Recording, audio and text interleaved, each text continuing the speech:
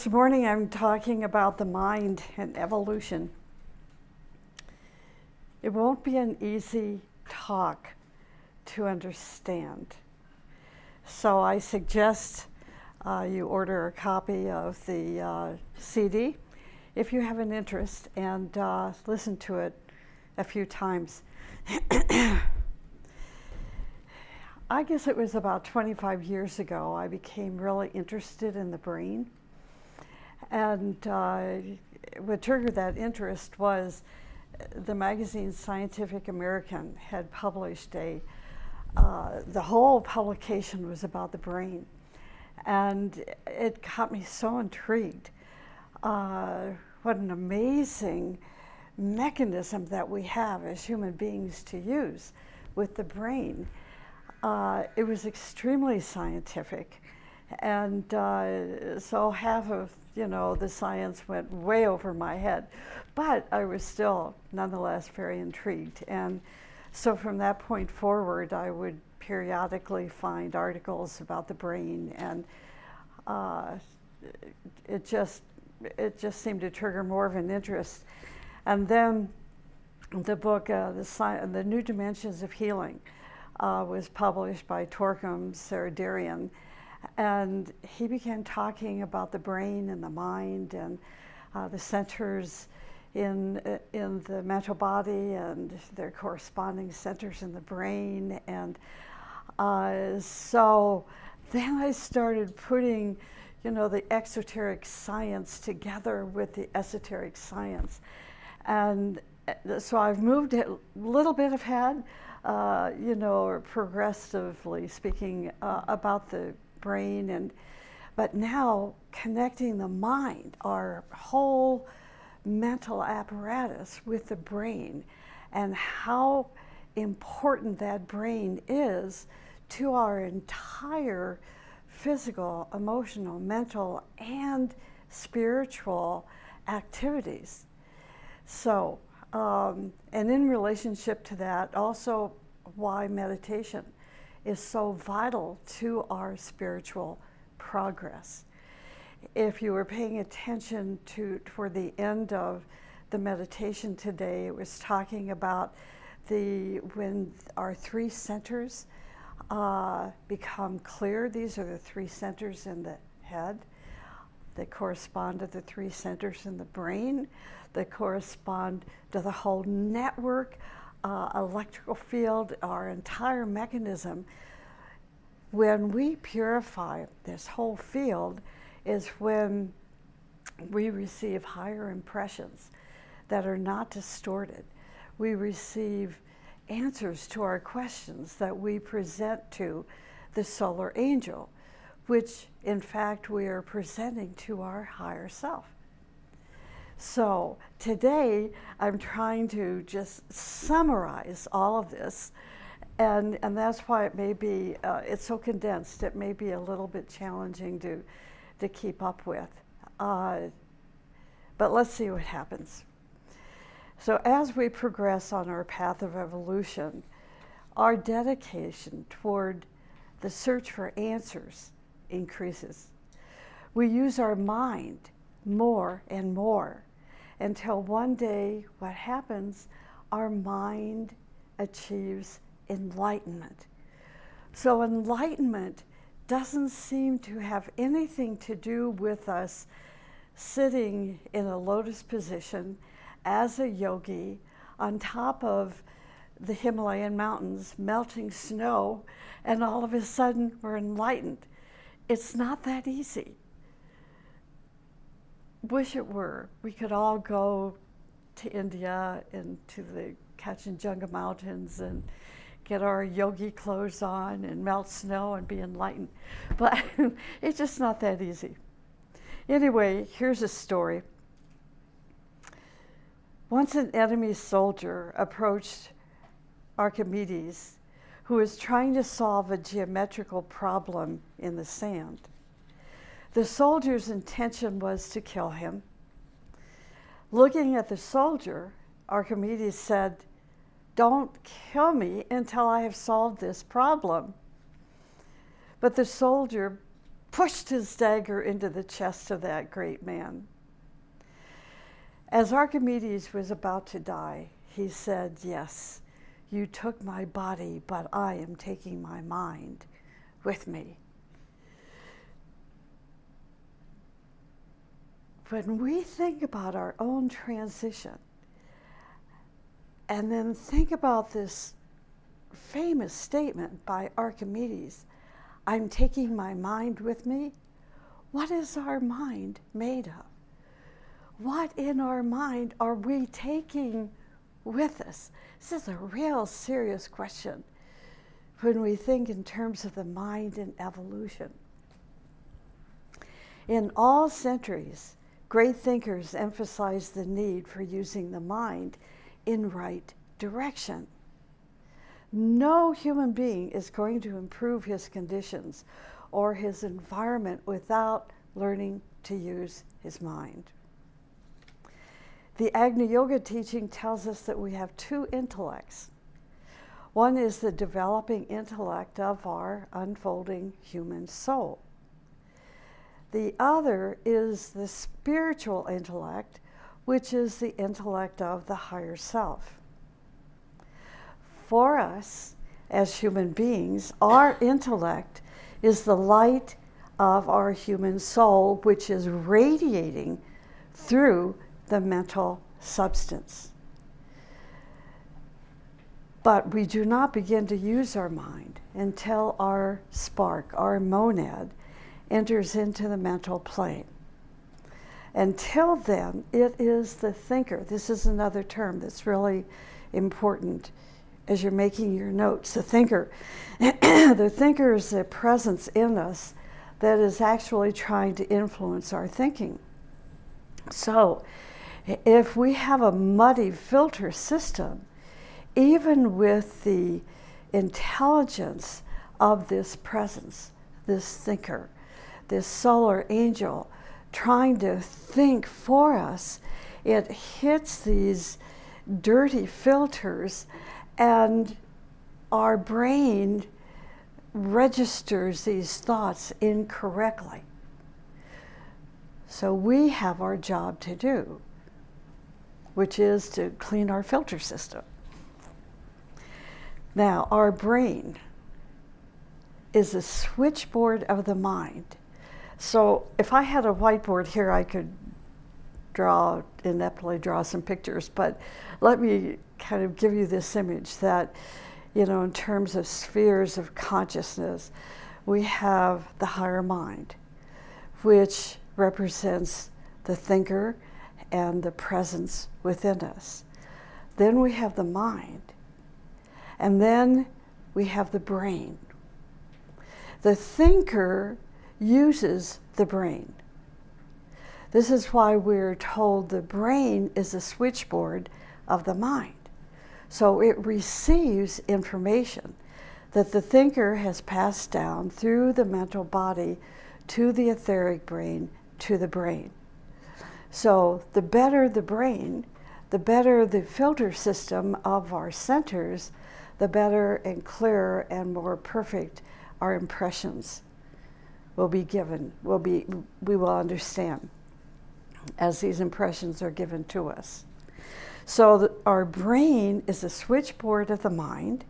Our mind is the bridge.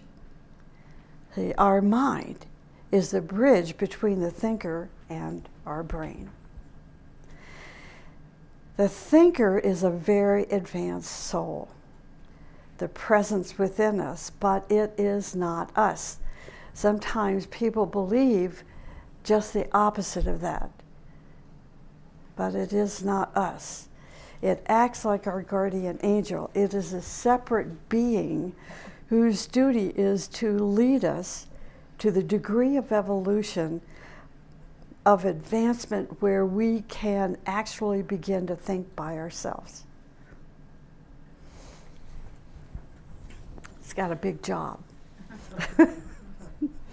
For us to think by ourselves, our unfolding human soul must eventually put himself in contact with the higher planes. That means in contact with the other worlds, worlds that the majority, the masses of humanity are not aware of. But they have a yearning for it. And the reason I believe that is because of the popularity of science fiction stories. The fairy tales, fables, they dream about the possibility. But then, it's science fiction, it's just a fairy tale. And then we default into this very boring, dense physical system that we've been raised in. And our dreams and our hopes are dashed. But the higher worlds are there, and there are great ones who come to the earth through various eons of time to say, this is a reality. Some of these science fiction stories, not all of them, but some of them, and especially the fairy tales and the fables, it's like are given to us, but then these great ones come into incarnation like Torquem Saradarian, like Helena Rourke, and they tell us about their stories. Helena Rourke particularly was very open in sharing her stories about going to Venus. Well, when we read a story like that, if your heart is connected to this great woman, then you believe it. If your heart is connected to science fiction, it's just another story. But she talked about her experiences. There was another woman that I read some of her books early on. I can't remember her name anymore. It was Isabel something or other. Wrote a fantastic book about her experiences to other spheres of consciousness. And what that book, her stories, her tales, did for me was to begin to confirm some of my own experiences, that my own experiences were not just crazy, and different from people that I knew. It's like, wow, somebody else has had these. And then Helena Rourke, whose experiences were extraordinary, gave us a vision of what we can experience, but it all seems to be related to that mental body, our physical brain, our etheric brain, these centers that seem to be outrageously important, to our human soul as it progresses into higher spheres of consciousness. So the physical brain, the physical brain is formed by billions of electrochemical nerve cells. If you've ever seen, and I'm sure most of you have, images of the brain, you see there's a lot going on. There's just a lot going on there. Can't even imagine what it must be to be a brain surgeon. Holy cow. You talk about a specialization. Whew. Anyway, so it is a network of tangible energy which is in ceaseless activity.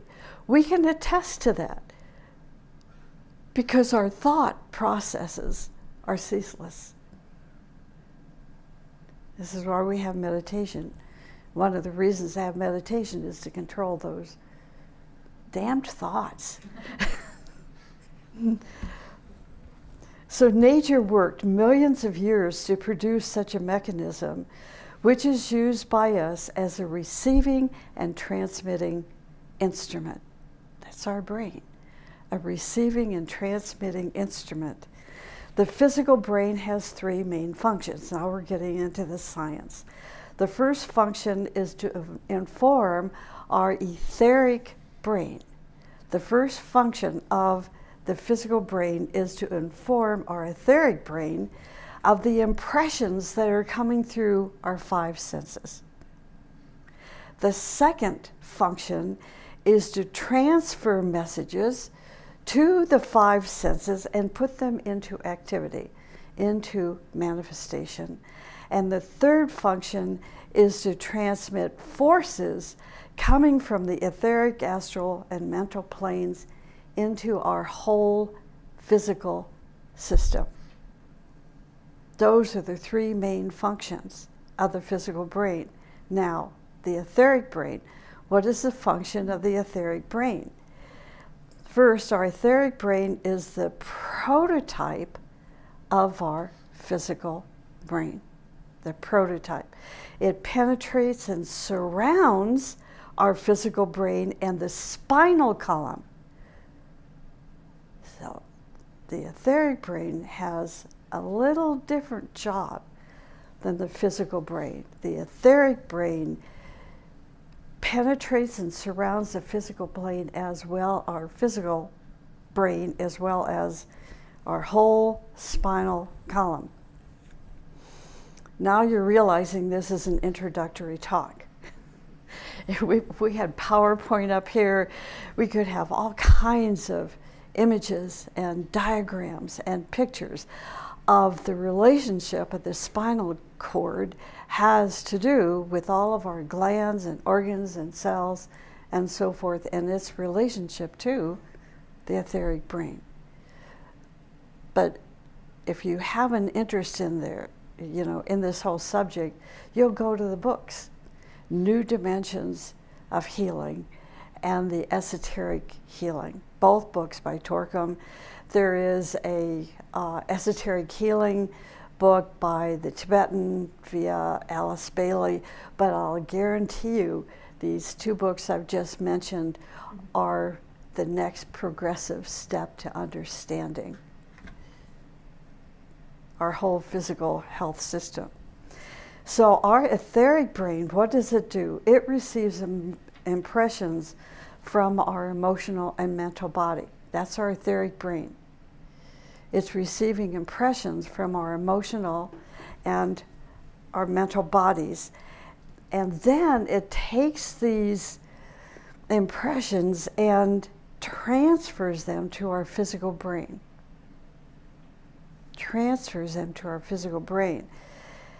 It also, our etheric brain also receives, transmission, reception, also receives impressions from the physical brain. So there's a relationship going on here between the physical and the etheric brain. They're in communication with one another. Our physical brain also transfers these impressions to the mental body. Are you with me? Sort of? This is why you want to get this CD and listen again. And as you're listening, make your own diagrams so it becomes more visually understandable.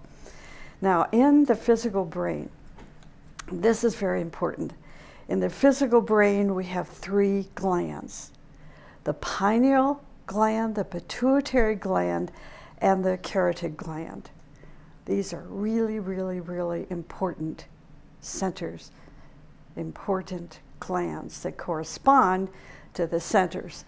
So, for example, we read about the head center.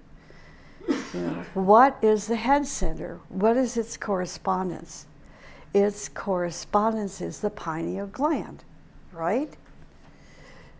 Which is measurable. Our head center, maybe not, unless you've got higher psychism. But you can see it in your health diagrams, in your medical diagrams. So we have the head center, which corresponds to the pineal gland. Then we have the Agni center, which corresponds to the pituitary gland. It's interesting, pardon me, I've got an itchy nose. It's very interesting. Many years ago, when I was having some health issues with the head center, a naturopathic doctor gave me a cell salt for the pineal gland.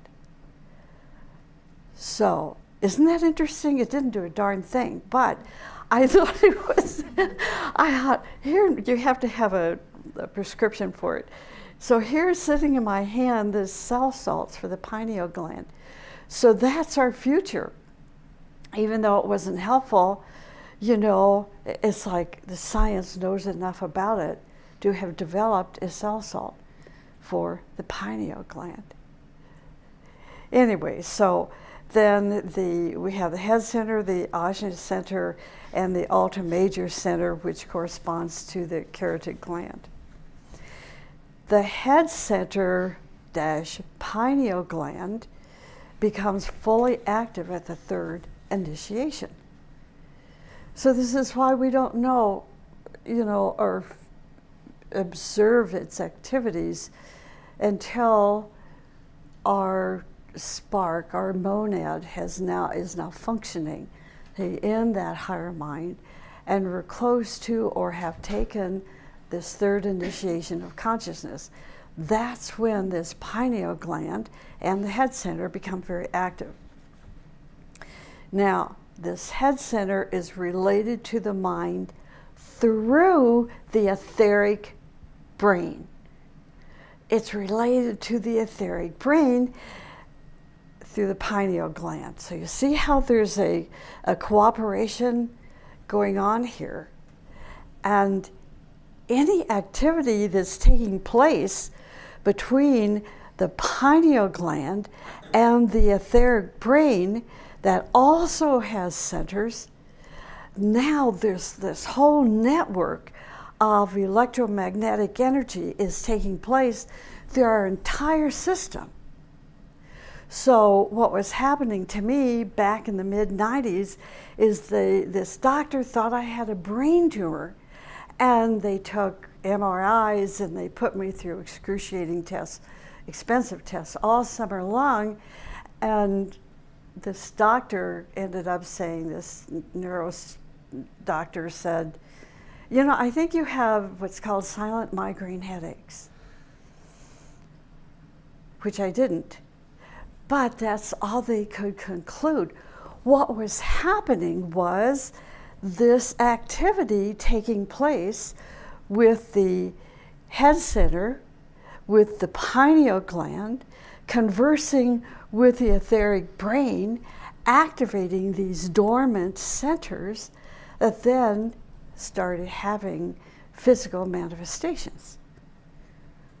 So we want to see some of us in our next incarnations you know, becoming doctors that really understand the esoteric system of the human mind and body.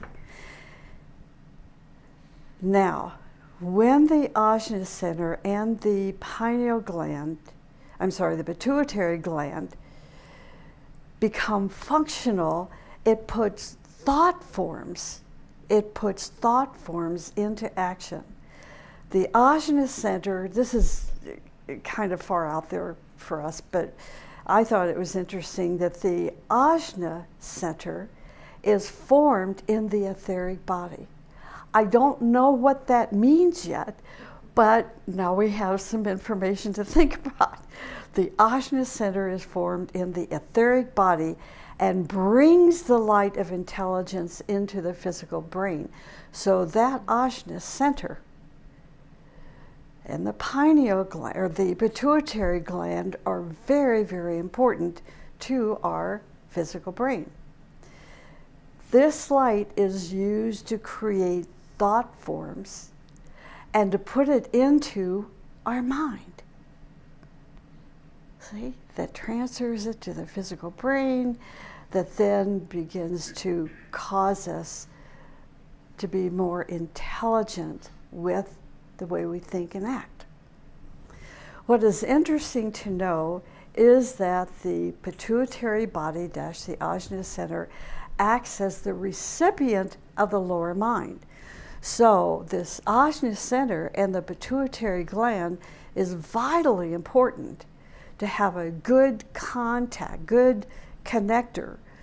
It's like our battery, you know, positive and negative posts, that they don't work together, our car doesn't start, right? There has to be an electrical exchange going on. Well, this has to happen with our Agni center, the pituitary body, and the lower mind, also the astral and etheric. this is where everything becomes anchored in our brain. The teaching also explains that when the heart center becomes fully active, then the pituitary body and the Agni center begin to function.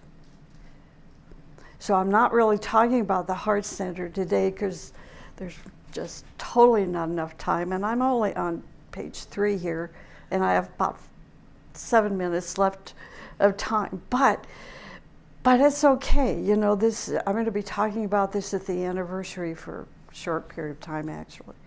But it's introducing us to, in a way, I think that's going to expand our understanding of the mental body and its relationship, you know, to these centers in our physical etheric brain. Now, our Alta major center, the carotid gland. This center has a very important role in our meditation. It relates our thought energy, like I said earlier, to the spinal cord and controls the organs of our body. All you have to do is get out one of those diagrams and see this network of forces and energy that are taking place with the spinal cord and all our glands and organs and activity that makes us move. See, I can say things like this because I'm ignorant. I'm not a doctor. So I can, it's just like, once you're a psychologist, you become so limited to your book knowledge, because if you move outside of the framework of your graduate degree, then you can lose your license. And the same thing with doctors. See, but I'm not. So we can become involved in abstract thinking and love it and know how real that it is. Real. So the Alta major center is a physical center that is closely related to the base of the spine. It is in dedicated service and through right meditation that the head center, the Agni center, and the Alta major center are related magnetically and used for their specific tasks to produce thought forms, by which light, love, power, the plan, and purpose are broadcast out into space and into the minds of men. Now remember, the mind is a bridge between the thinker and the brain. There are fiery centers that exist in the mental body. They are the lotus, the 4 centers, the mental unit, and the mental permanent atom. All of these centers relate to parts of the physical body, and this is why the mental sphere must be pure. Our filter system must not be polluted with ill thoughts, illusions, blind and dark commands, and hypnotic suggestions. So, like I said, the lotus, the mental unit, the mental permanent atom are fiery centers, plus 4 others that exist in the mental body. One of those centers is the spleen, and I'm not going to talk about the spleen because once we become, our spark is initiated into the 3rd degree of consciousness, the spleen is no longer functioning. So I'm just going to be talking about the 3, which is the base of the spine center, the sacral or generative organ center in the mental body, and the solar plexus center in the mental body, those 3 centers. The base of the spine center in the mental body, listen to this, it's used by this presence. It's used by the thinker. The base of the spine center in the mental body is used by this thinker. Why? What does it do? We're told that it controls the creative fires of the physical body and the etheric body. Who knew? You know, this amazing instrument that our soul was born into. No wonder it wants to come into incarnation, to expand, to progress.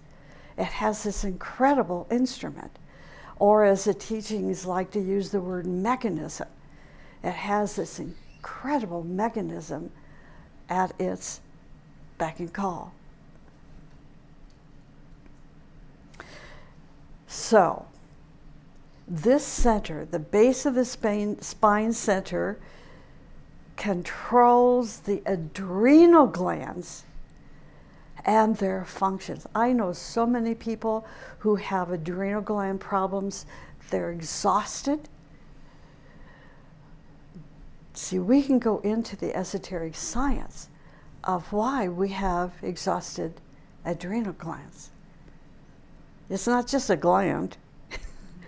It's the adrenal glands that correspond to the base of the spine, of which the thinker is trying to use.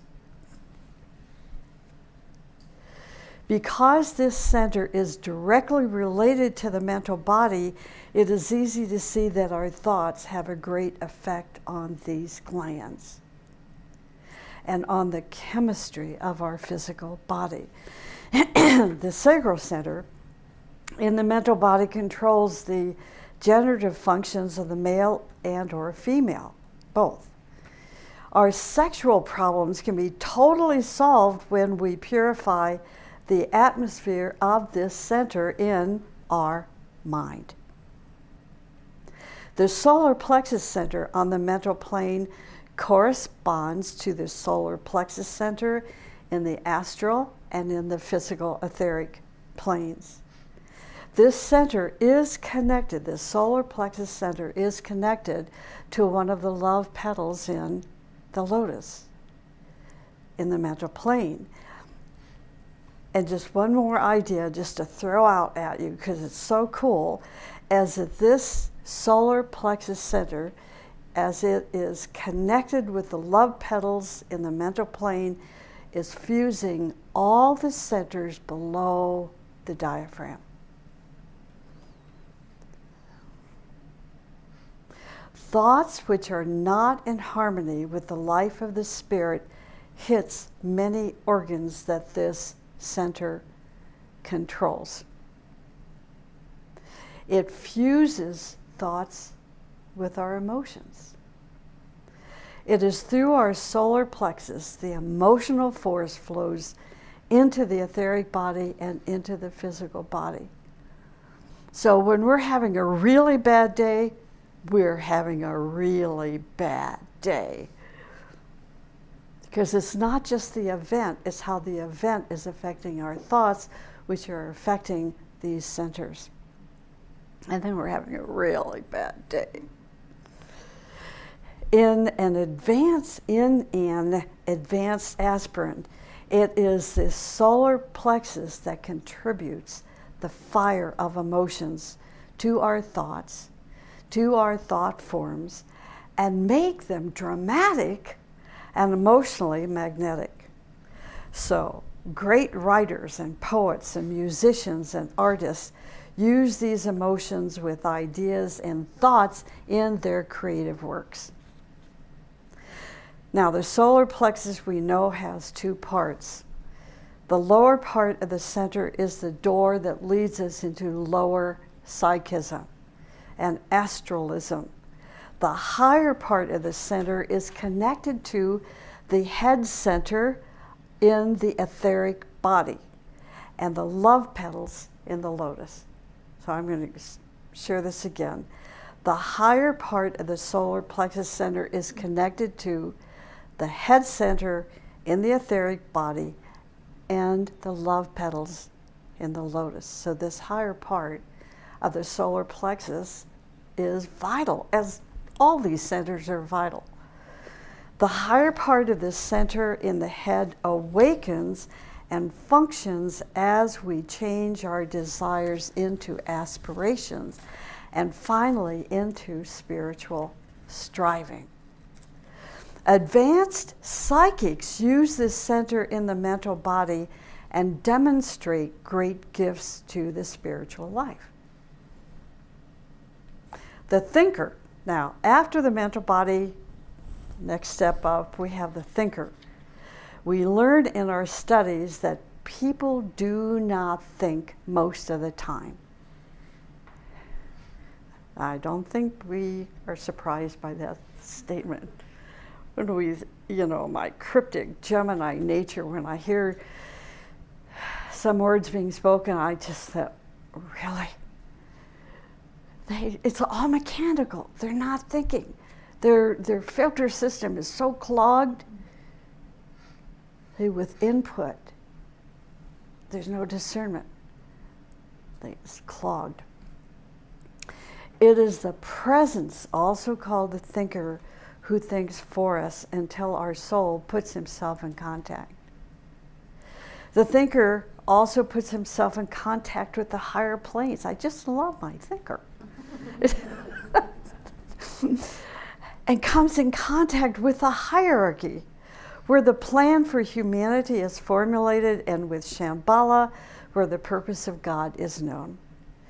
In deep meditation, the thinker tries to impress that part of that knowledge upon our unfolding human soul, so that our soul adjusts his life accordingly and secures his own evolutionary process on the path. For a long time, our human soul cannot do this, but we instinctively follow some of the communications coming from the thinker. After a long time of suffering and hardship, the human soul tries to raise himself up into the mental plane, a more refined frequency of consciousness, raises himself into this more refined environment. It is a very difficult phase in which we try to detach ourselves from identifications of the physical and emotional life so we can function in this mental plane. A time comes in which we begin to educate ourselves and begin to use our mental body. Eventually, we engage ourselves in occult meditation, in which we learn the laws and science of thinking. At this stage in our meditation, we try to touch the thoughts of the thinker and analyze them and live accordingly.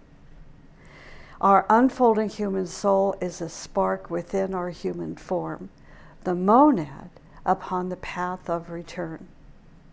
The longest period of the struggle of our soul is in the lower mental plane, where around the mental unit are accumulated all of our fears, our prejudices, our superstitions, our suppressed urges and drives and racial inclinations and traditions of the ages. These situations are so strongly rooted there that the human soul has a really difficult time coming out of that mess. So for long ages, we cannot break through, and the result is we remain a slave to our past. We live in our past, we think in our past, and any progressive ideas creates violent reactions in us. Many great souls enter the field of suffering. They're coming back into incarnation, back into this field of suffering, after they have raised their consciousness to the higher subplanes of the mental plane, in order to help awaken sufferers from their post-hypnotically controlled lives. They are conscious sufferers, which separates them from the majority of us. They are conscious sufferers, though this term is a bit inaccurate because conscious suffering is in fact a way of spiritual joy. And I'm going to end there because I think you have enough to think about. Isn't this fantastic? I just love it. Okay, so we will continue to think about these ideas.